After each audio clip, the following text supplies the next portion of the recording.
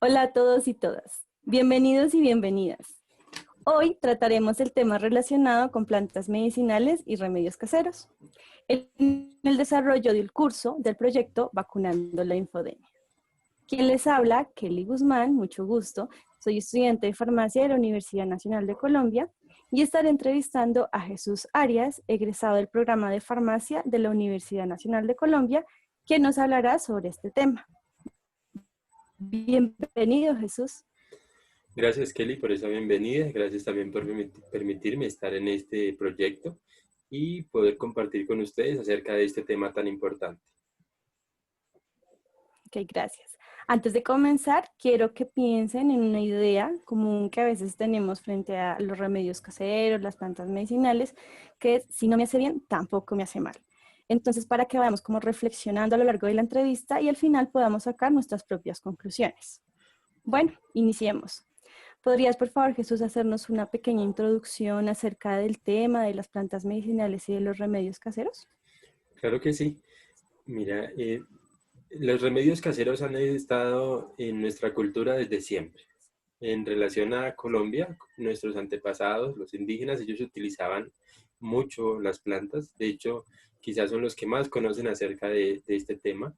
También en el contexto histórico a nivel mundial se han utilizado las plantas como ese primer remedio o digamos el que más tenemos a la mano para ya sea para tratar, para curar o prevenir alguna dolencia o enfermedad.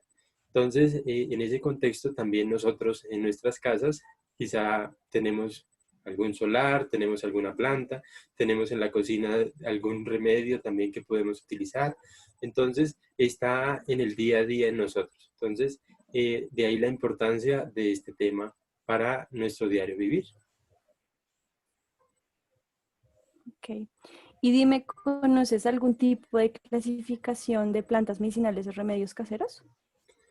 Bien, el INVIMA solamente pues, nos hace la clasificación de los fitoterapéuticos, fitoterapéuticos de uso tradicional importado, pero digamos, esa sería la clasificación solo para aquellos preparados que se hacen en el laboratorio y se caracterizan y se analizan.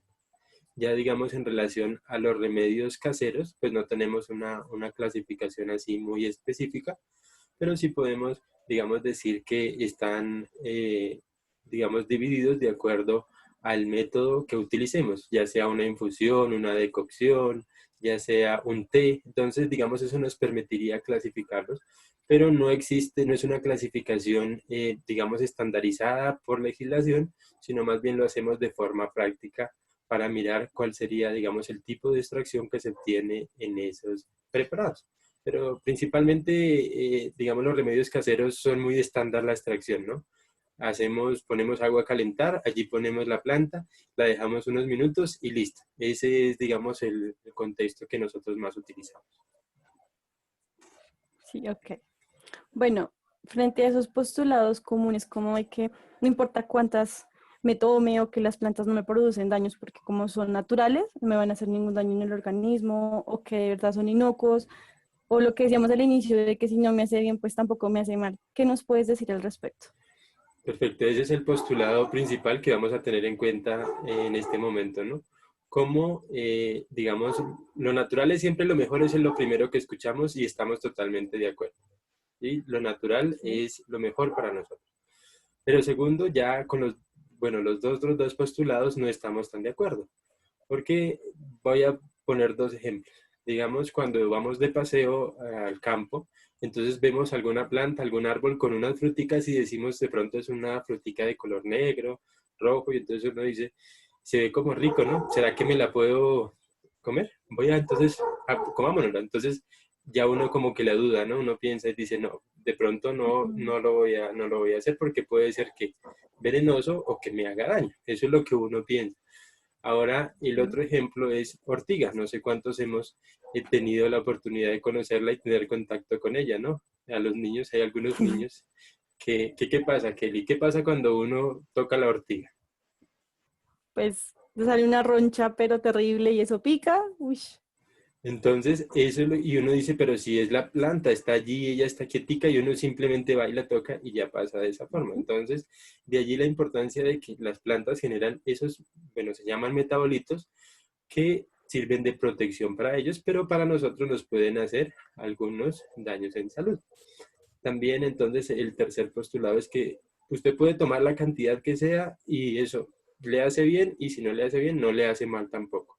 Y Ujú. realmente allí es donde entra la parte de los estudios recientes, que se ha visto que utilizarlos en altas cantidades y altas dosis y por un tiempo prolongado nos puede generar daños a nivel del hígado y a nivel de los riñones. Entonces, de allí, digamos, esos tres postulados los vamos a ir viendo poco a poco en esta charla. Ok. ¿Y nos podrías dar ejemplos de uso actual de estos remedios caseros o plantas medicinales? Sí, claro. De hecho, la OMS tiene una clasificación como coadyuvantes en el tratamiento de múltiples enfermedades, dado que las Ujú. plantas contienen antioxidantes, también contienen vitaminas, minerales, también tienen fitonutrientes que pueden ayudar en muchos casos a el tratamiento de estas patologías, como lo es entonces, digamos, vamos a nombrar algunos. Los diuréticos, hay muchos que son diuréticos. También tenemos laxantes, como lo es el caso del zen, el boldo, la acacia. También, digamos, en el caso de la parte del hígado, tenemos el cardo mariano que ayuda mucho a la función de los hepatocitos. Tenemos por otro lado, entonces, para las vías digestivas también tenemos algunas plantas como la caléndula que nos ayudan en el caso de gastritis, y analgésicos que ya podríamos decir, digamos, que es el caso de la aspirina, ¿no? Que fue obtenida a partir principalmente de el sauce, que es un árbol hasta muy bonito y está muy difundido aquí en Colombia, y que fue, digamos, como que el predecesor de ahí en adelante de la síntesis de aspirina. Entonces, nos damos cuenta con esto de que sí, las plantas realmente se utilizan. Y, digamos, para nombrar la más actual, que sería cloroquina, de la que muchos hablan, ¿no? Entonces, también es un derivado de una planta que se está utilizando ahora para, bueno, se estudiaba para el uso de COVID-19. Ok. Tú nos hablas de posibles riesgos, de, digamos, de toxicidad que pueden tener. ¿Tienes evidencia? ¿Nos puedes hablar sobre evidencias de esa toxicidad? Claro que sí. La evidencia, bueno, más reciente que encontré es hacia 2003, un estudio donde nos habla acerca de los riesgos neurológicos, que quizá es algo que nosotros no tenemos en cuenta, ¿no? Cuando hacemos esos remedios en casa, quizá uno dice, oiga, pero ¿por qué me dolió la cabeza si simplemente me tomé una Mm. agüita, ¿no? Entonces, ese estudio nos habla de los riesgos neurológicos que hay en el uso de valeriana, ginkgo biloba, eucalipto y la hierba de San Juan, digamos que son los que más conocemos en nuestro contexto colombiano. De allí entonces, después pasa la evidencia a 2015, donde hay un estudio que busca mirar la asociación entre el uso de los medicamentos que tienen reacciones adversas y asociarlos con los remedios de plantas. Y esa asociación mostró que realmente hay una disminución en las reacciones adversas a medicamentos, ya que sería algo muy bueno utilizar el medicamento y también un producto natural o un fitoterapéutico. Pero la conclusión del estudio es que dice debemos utilizarlos en las dosis correctas y por el tiempo correcto, porque se evidenció que hay toxicidad a nivel del hígado y riñones. Entonces, de ahí la importancia del uso correcto. A 2016 hay otro estudio, entonces también hay, donde hay una revisión sistemática, donde vuelve y de nuevo entonces nos dice, ok, hay que tener precaución con el estudio, bueno, con el uso más bien de las plantas, ya que estas pueden generar toxicidad en el hígado. Y el más reciente, pronto, que encontré, sería el de 2018 en la revista de gastroenterología, donde confirma realmente esos hallazgos y dicen ellos, es el momento de analizar el uso de estos remedios naturales, ya que se está evidenciando que hay una alta toxicidad a nivel de hígado y de riñones. Ok. Bueno, quiero poner aquí en claro una cosa y es que no estamos en contra del conocimiento acuñado a través, pues, de la experiencia de nuestros antepasados, nuestros abuelos, de esas comunidades ancestrales, sino que queremos hacer un llamado a utilizar o al uso de ese conocimiento. Claro, eso, pues, digamos, con referencia a la actualidad, a la COVID-19, ¿qué consejos comunes en cuanto a remedios caseros tú conoces o has escuchado? Bien, estamos hablando de tres alternativas para poder decir, bueno, ¿qué hacer ahorita en COVID-19? La primera es buscar un medicamento que todavía estamos pues buscándolo y no lo hemos encontrado. La segunda es la vacuna, ¿no? De la que muchos hablamos y esperamos que salga pronto. Pero todavía no tenemos esa, digamos, no es la opción que tenemos por ahora. Entonces la tercera sería, bueno, ¿qué tengo yo en la casa? Pues entonces los remedios naturales. ¿Cierto? Entonces nos hablan de que hagamos una infusión con ajo, con cebolla, con jengibre, y pongamos aspirina, acetaminofén y pongamos eso a calentar, como se dice normalmente, por 3 minutos y hervir, y esa es la solución. Se ha visto que en muchos lugares se han curado miles de personas con esto y demás, pero realmente pues aquí estamos para hablar acerca de los riesgos que hay en hacer este tipo de prácticas. Pues principalmente si nosotros decimos, bueno, eh, si calentamos el acetaminofén, la aspirina, en el caso de la aspirina se convierte en ácido salicílico que se utiliza para quitar los callos. Entonces uno diría, no, por favor, no haga eso porque no es la mejor práctica que se necesita. Ahora tampoco, si usted quiere tener los beneficios de la aspirina o el acetaminofén, no lo caliente, tómeselo y haga después entonces su agua calientica y tómesela con tranquilidad, pero no haga esa asociación, ni mucho menos lo ponga a hervir, porque va a dañar el efecto de esos remedios y esos medicamentos. También entonces nos han dicho por otro lado que utilicemos ajo, cebolla, jengibre, eucalipto, que hagamos vaporizaciones. Entonces yo quisiera hablar de los riesgos del uso de estos remedios. En el caso de lo que es cebolla y ajo, pues a nadie le va a hacer daño cebolla y ajo, pero si usted lo hace en unas dosis altas por un tiempo prolongado, puede generar, como ellos tienen actividad bactericida y también viricida, quiere decir que actúan en contra de bacterias y virus, y en algunos tipos de hongos va a generar que haya un desbalance en la flora bacteriana o la microbiota que conocemos, que se conoce técnicamente como microbiota, y ella tiene un papel importantísimo en la absorción de vitaminas y minerales, que si vemos en el contexto de COVID-19, que se ha hablado, el sistema inmunológico tiene mucho que ver con vitaminas y minerales. Entonces, si no tenemos esa absorción, pues vamos a tener ese daño en, digamos, todo ese sistema para llegar al sistema inmunológico. Entonces, la recomendación aquí es a utilizarlo en bajas dosis y en bajas cantidades y no por un tiempo tan prolongado. En relación a jengibre, nos han dicho, no, eso caliente y póngale harto jengibre, que eso usted siente que le arde la garganta, pero eso le está haciendo bien. Y tengamos en cuenta de que no debemos cambiar esa mentalidad, no tiene que dolernos para que nos haga, sino más bien tener en cuenta de que si duele, si arde, puede ser que no sea lo más correcto. Pero digamos, si usted es hipertenso, entonces debe utilizarlo de una forma correcta porque el jengibre tiene actividad sobre los canales de calcio y ellos ayudan a disminuir la presión arterial. Entonces, si usted toma su medicamento para la presión arterial y fuera de eso asocia con jengibre, puede ser que su presión arterial disminuya mucho más abajo de los niveles requeridos. Entonces, por eso, pues el llamado es a utilizarlo de la forma correcta. Nos han dicho, haga vaporizaciones, ¿no? Entonces ponga una olla a calentar y pone una cantidad de eucalipto. Entre más eucalipto usted ponga, puede ser mejor. Y realmente no es así. Cuando calentamos y ponemos allí la cara, lo que estamos haciendo es generando vapor de agua y ese vapor de agua va a desplazar el oxígeno a nivel de las vías respiratorias, que en un enfermo con COVID que cruce la fase crónica no sería lo mejor.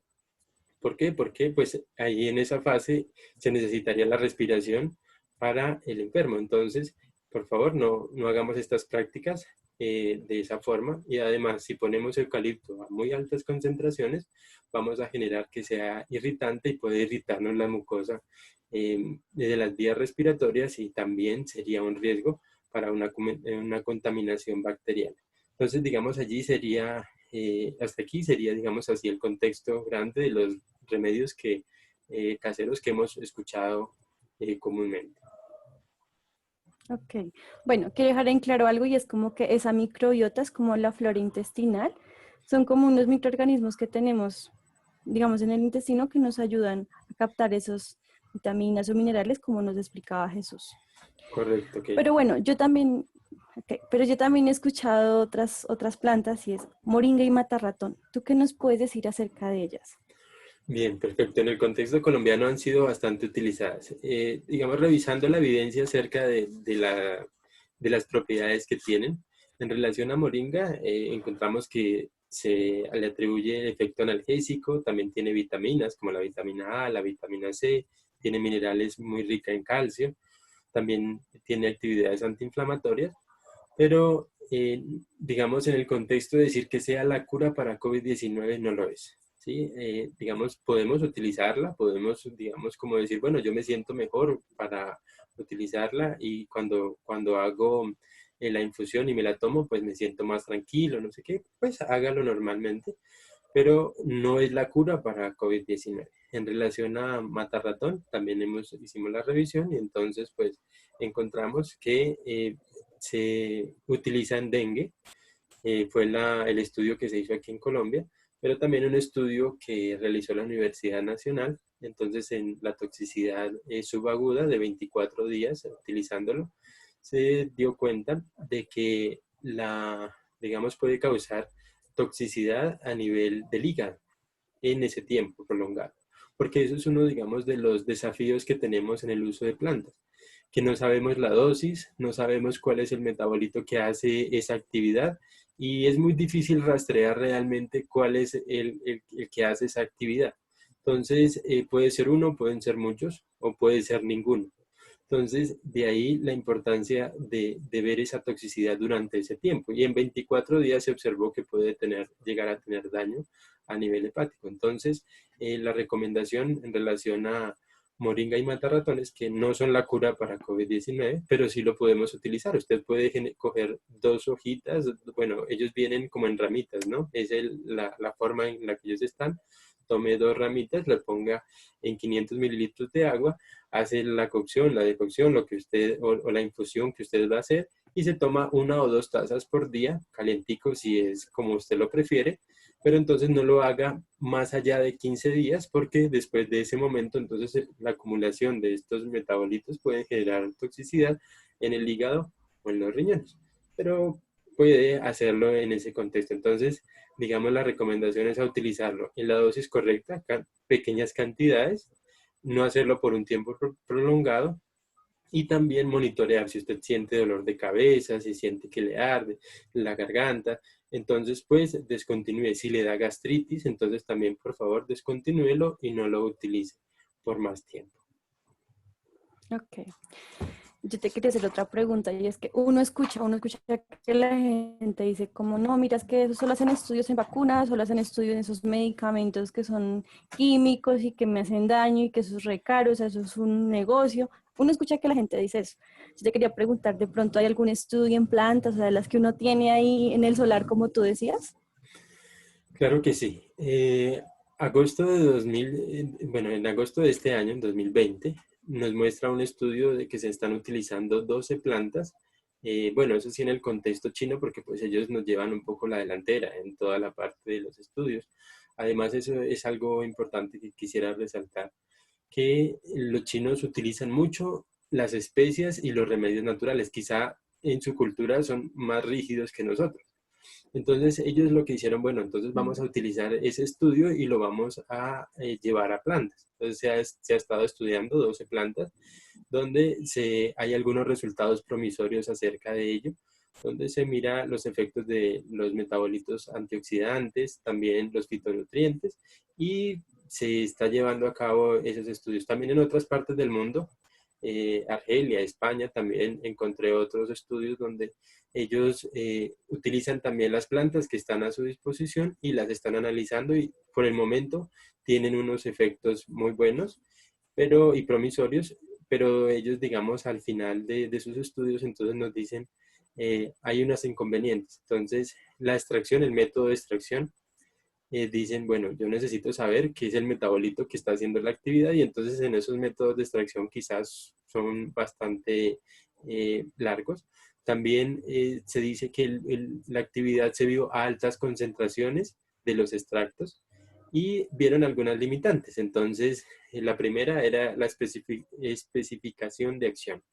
Ya no sabemos cuál es el mecanismo que generan para contrarrestar la COVID-19. También el segundo inconveniente es ser sustentables ambientalmente. El hecho de que nosotros nos haga bien una planta no significa que podemos acabar con ella y extinguirla del planeta. Debemos saber que también tiene que ser sustentables y tenemos que saber que la tenemos que reponer. Si arrancamos una, debemos tener la posibilidad de sembrar dos para que pues también tengamos la disponibilidad de ellos. Y la tercera es el rango de dosis, o sea, no se sabe realmente, puede ser que sea de 0 a 10, pero entonces necesitamos mirar realmente cuál es la dosis para que tengamos esos efectos. Y finalmente los controles de calidad. Las plantas tienen eso, ¿no? Entonces, el control de calidad para plantas es bastante complicado, complejo, y entonces de ahí es donde se lleva a cabo estos estudios. Pero digamos, es como para dar un parte de tranquilidad. También se está estudiando en plantas, no solamente es la vacuna, no solamente es las farmacéuticas las que están haciendo esto. De hecho, creo, eso sí es a título personal, que las universidades son las que hacen el desgaste más grande en investigación y lo hacen en todos los frentes, en el frente de medicamentos, de las vacunas y en este momento también en el estudio de plantas medicinales. Ok, muchísimas gracias. Te agradezco mucho, Jesús, lo que has compartido con nosotros, tu tiempo, tu conocimiento, todos estos consejos, porque esto es un tema de responsabilidad en salud, no solo individual, sino colectiva. Gracias, Kelly, también por la invitación y estamos para eso, para poder compartir el conocimiento y poder ayudar en estos momentos difíciles, ¿no? Muchísimas gracias.